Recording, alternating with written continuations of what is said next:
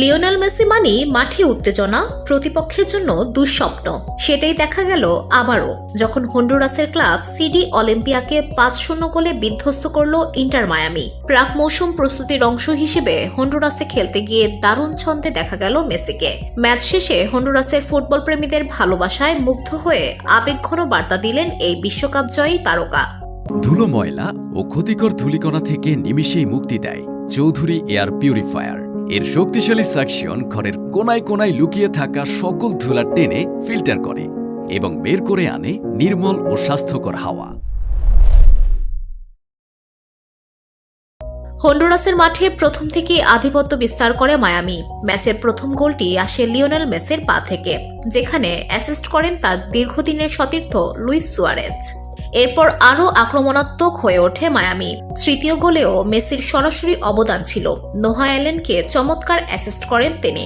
শেষ পর্যন্ত ৫-০ গোলের বড় জয় নিয়ে মাঠ ছাড়ে ফ্লোরিডার ক্লাবটি। ম্যাচ শেষ হওয়ার পরই নিজের অফিসিয়াল ইনস্টাগ্রামে হন্ডুরাসের দর্শকদের ধন্যবাদ জানান মেসি।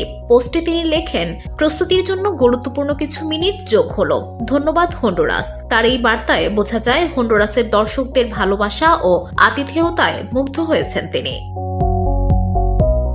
২০২৫ সালের MLS মৌসুমে নিজেদের শক্ত অবস্থান তৈরি করতেই এমন আক্রমণাত্মক ফুটবল খেলছে মায়ামি।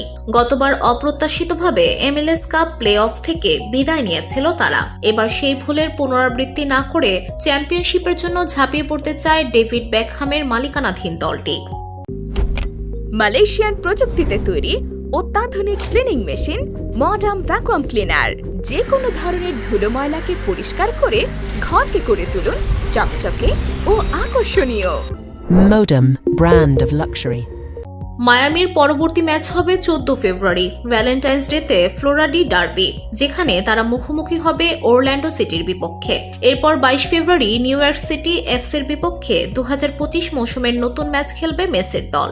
এখন পর্যন্ত প্রাক মৌসুম প্রস্তুতিতে তারা অপরাজিত রয়েছে, যা নতুন মৌসুমের জন্য শুভ সংকেত।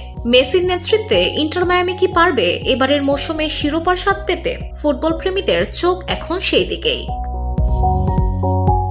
VOD Bangla news desk.